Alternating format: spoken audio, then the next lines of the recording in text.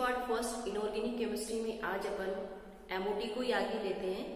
Last lecture में अपन ने linear combination of atomic orbitals परमाणु कक्षकों का रेखीय संयोग ये देखा था। आज अपन उसे ही आगे लेते हैं। देखो ना टॉपिक है molecular orbital energy levels. Molecular orbital energy levels. ठीक है, मॉलिक्यूलर ऑर्बिटल एनर्जी लेवल्स के ऐसे कहते हैं आणविक कक्षक ऊर्जा स्तर। ठीक है, तो देखो लास्ट लेक्चर में अपन ने देखा था कि एटॉमिक ऑर्बिटल्स या ऐसे कहते हैं कि परमाणु कक्षकों के रेखीय संयोग से आणविक कक्षकों का निर्माण होता है, या ऐसे कहते हैं कि एटॉमिक ऑर्बिटल के लीनियर कॉम्बिनेशन से मॉलिक्यूलर ऑर्बिटल्स का फॉर्मेशन होता है और फिर इन मॉलिक्यूलर ऑर्बिटल्स में अपन वुंड और ऑफबो के नियम से इलेक्ट्रॉन्स को फिल करवाते हैं। ठीक है, तो किसी भी मॉलिक्यूल का विन्यास या कॉन्फ़िगरेशन याद करने के लिए अपन सबसे पहले क्या करते हैं, एनर्जी लेवल डायग्राम बनाते हैं। मॉलिक्यूल का कॉन्फ़िगरेशन याद करने के लिए अपन क्या करेंगे, एनर्जी लेवल डायग्राम बनाएंगे और फिर उस एनर्जी लेवल डायग्राम को बना के उसमें अपन आफ्बो और वुंड के रूल्स के अकॉर्डिंग इलेक्ट्रॉन्स को फिल करवाएंगे, जिससे अपने को किसी भी मॉलिक्यूल का जो कॉन्फ़िगरेशन है वो पता चल जाएगा। तो देखो यहाँ पर अपन सिंपल डाई एटॉमिक मॉलिक्यूल लेते हैं, सिंपल डाई एटॉमिक मॉलिक्यूल्स। ठीक है, डाई एटॉमिक मॉलिक्यूल्स में अपन जैसे H2 ले लें, He2 ले लें, Li2, Be2, B2, C2, N2, O2, F2, इन मॉलिक्यूल्स की स्टडी अपन करेंगे। तो देखो ये जो O2 और F2 मॉलिक्यूल है, इनमें तो सही होता है कि इसी के अकॉर्डिंग इलेक्ट्रॉन्स की फिलिंग करवाते हैं अपन, तो बिल्कुल सही बैठता है। लेकिन अपन ये जो स्टार्टिंग के एलिमेंट्स हैं या मॉलिक्यूल्स हैं, इनमें इलेक्ट्रॉन्स की फिलिंग करवाएंगे तो इनकी जो कॉन्फ़िगरेशन है वो थोड़ा चेंज हो जाएगा। उसका क्या कारण है, देखो जैसे तो अभी अपन ने क्या बताया कि O2 और F2 के मॉलिक्यूल में इलेक्ट्रॉन्स की फिलिंग इसी ऑर्डर में होती है, लेकिन नाइट्रोजन और उससे पहले के एलिमेंट्स में नहीं। इसका क्या कारण है, एक बार पहले तो ये बना ले। देखो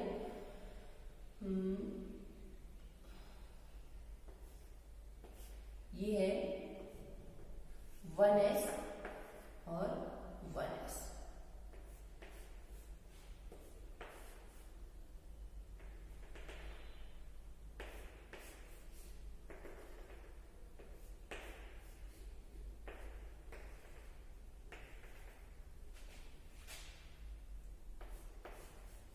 या 2s और इधर ये 2s।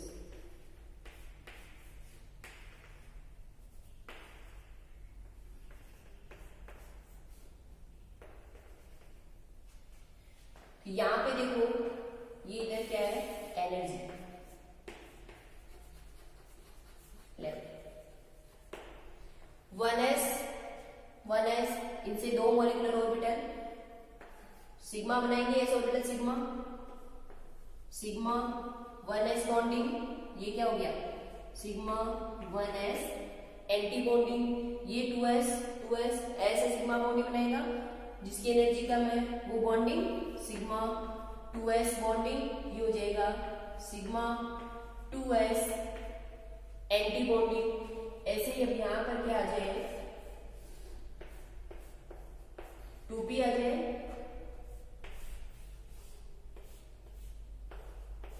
ये आ गया 2p।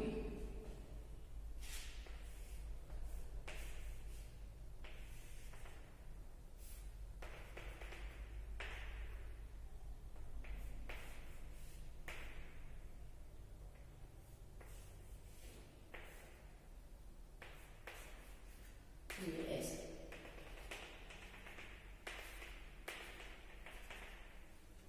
ठीक है। अब 2p में देखो सिग्मा और पाई, ये क्या हो जाएगा सिग्मा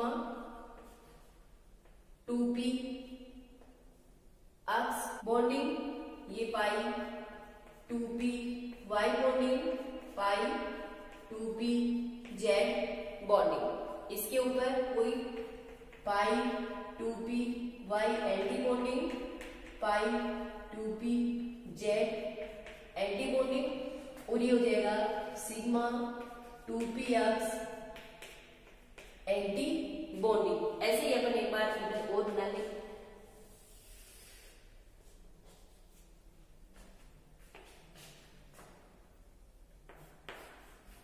ये 1s 1s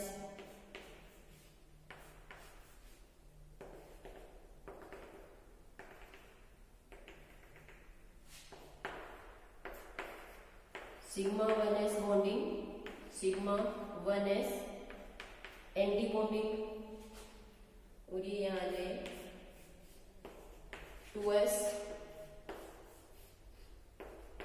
2s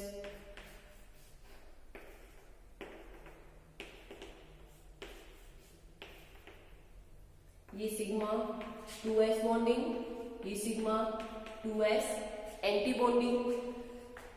ऐसे यहां पर ये आ जाएगा अपने 2p और एक ये इधर 2p।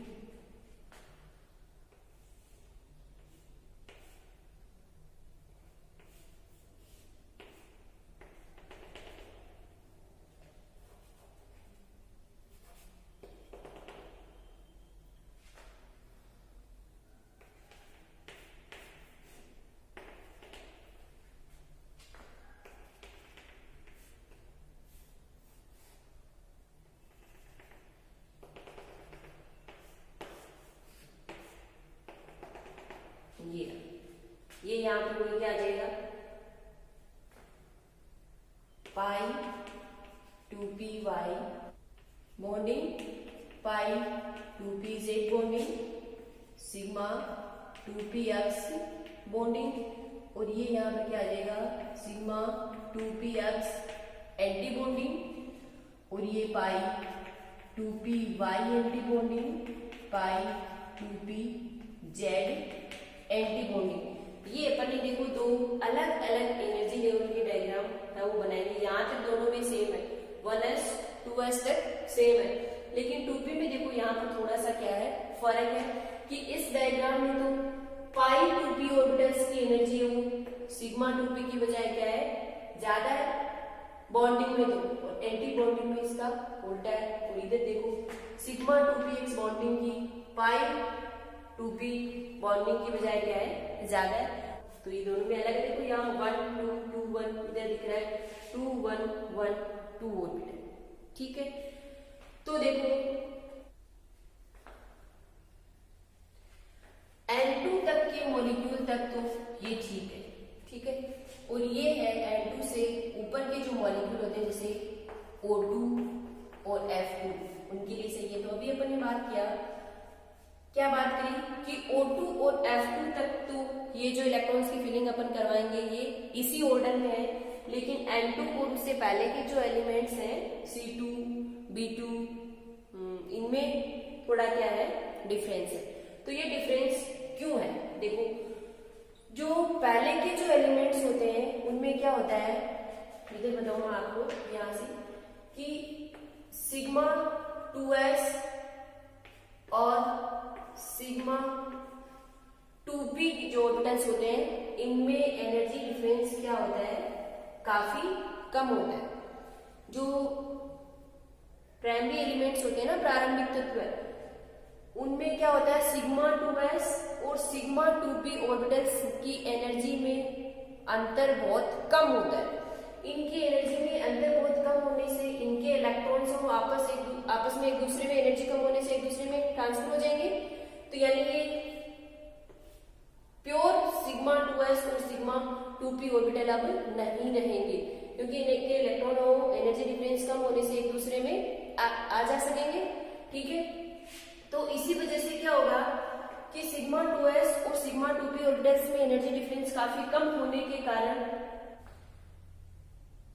कि ये जो सिग्मा 2s और सिग्मा 2p ऑर्बिटल्स होते हैं इनकी एनर्जी में क्या होता है, काफी कम डिफरेंस होता है, तो इनके इलेक्ट्रॉन वो इजीली एक दूसरे में चले जाते हैं, जिससे क्या होगा, ये प्योर सिग्मा 2s और सिग्मा 2p नहीं बचेंगे।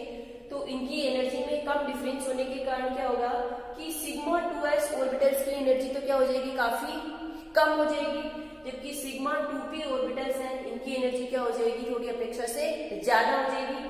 और सिग्मा 2p ऑर्बिटल्स की एनर्जी है वो इतनी ज्यादा हो जाएगी कि वो पाई 2p ऑर्बिटल से भी क्या हो जाएगी, ज्यादा हो जाएगी। बात समझ में आई कि इनकी में एनर्जी डिफरेंस कम होने के कारण सिग्मा 2s ऑर्बिटल्स की एनर्जी क्या हो जाती है, अपेक्षा से कम हो जाती है, और सिग्मा 2p ऑर्बिटल्स की एनर्जी वो क्या हो जाती है, अपेक्षा से ज्यादा हो जाती है। इस कारण सिग्मा 2p ऑर्बिटल्स की जो एनर्जी है वो पाई 2p से भी क्या हो जाती है, ज्यादा हो जाती है। तो देखो यहाँ पर तो सिग्मा 2p की पाई 2p से क्या है, कम है, लेकिन मैं कह रही हूँ कि जो स्टार्टिंग के एलिमेंट्स होते हैं, प्रारंभिक तत्व होते हैं नाइट्रोजन उससे पहले के, उनमें क्या होगा कि सिग्मा 2p की एनर्जी है वो पाई 2p से क्या हो जाएगी, ज्यादा हो जाएगी। तो O2 और F2 तक तो ठीक है, लेकिन जो प्रारंभिक तत्व होते हैं उनमें क्या होगा, ये सिग्मा 2p की एनर्जी पाई से क्या हो जाएगी, ज्यादा, और पाई की सिग्मा से क्या रह जाएगी, कम। देखो पाई की सिग्मा से कम है और